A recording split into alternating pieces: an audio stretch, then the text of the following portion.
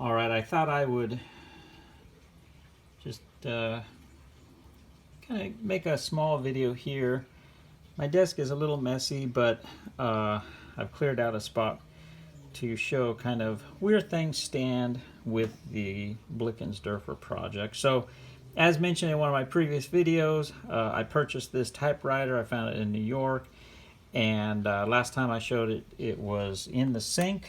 I was in the process of cleaning it up.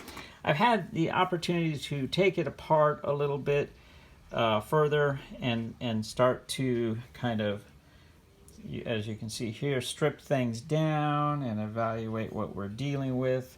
I want to talk about the roller here as well.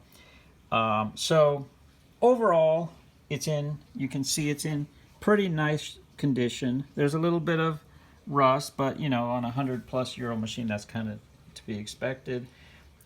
Everything seems to function, you know, pretty well by and large. I have a little bit of kind of adjustments to make. So far what I've done is I've disassembled it and kind of evaluated where we stand. Here, let me see if I can turn it over. But you can see it's in good shape overall for as far as a starting point. I pulled one of the feet off. I think I bought some neoprene rubber, so I'm going to probably look into fabricating the feet. So I'll have to work on that. You can see this one is a little different style than the previous one I had. If you look back on my channel far back, I restored a Blickensderfer style keyboard, but in the end I wasn't real thrilled typing on that because I'm a touch typist with the QWERTY. So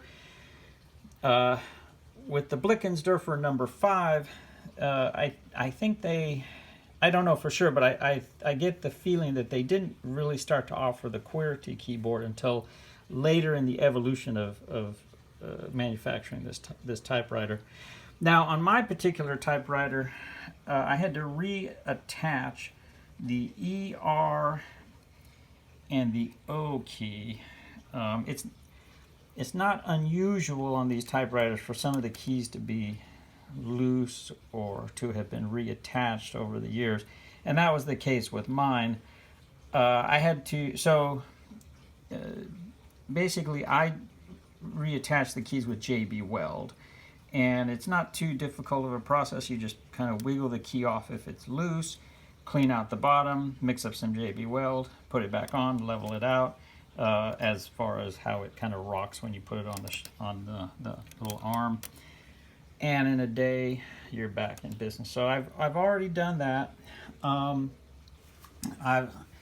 As you can see here, I've kind of begun the process of stripping down the parts to see what needs to, you know, have rust removed. The little roller that kind of holds the paper down was flat, which is a common on my previous typewriter. The heat, I guess, just years of heat and sitting, usually flat spots this. It's on a shaft here, so I just took some pliers and kind of wrangled it off. Luckily, from my last typewriter project, I had some silicone tubing still in the garage. I was able to track that down, so I'll be able to replace that and just slide it on basically. Let's see what else. You can see this is the foot. It seems this typewriter uses a slightly different style.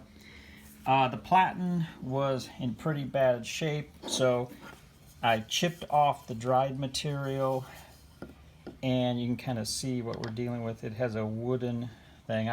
I've ordered some parts from McMaster-Carr, so I can kind of upgrade this a little bit. One of which is a tubing here, a rubber tubing that looks very, very promising as far as remanufacturing the platen. Now,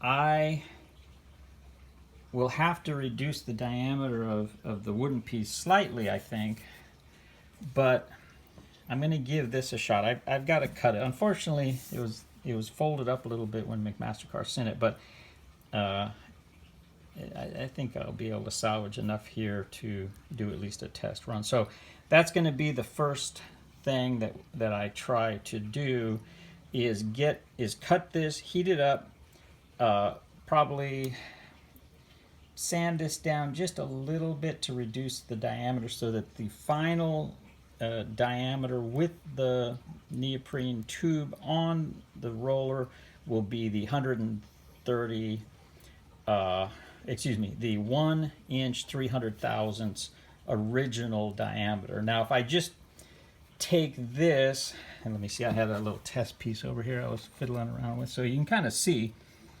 if I just take this and slide it on there, I get 1 inch 325 thousandths, which is, as I remember, maybe it was 350 thousandths, which is a little over kind of my target of 1 inch 300 thousandths, so 1.3 inches.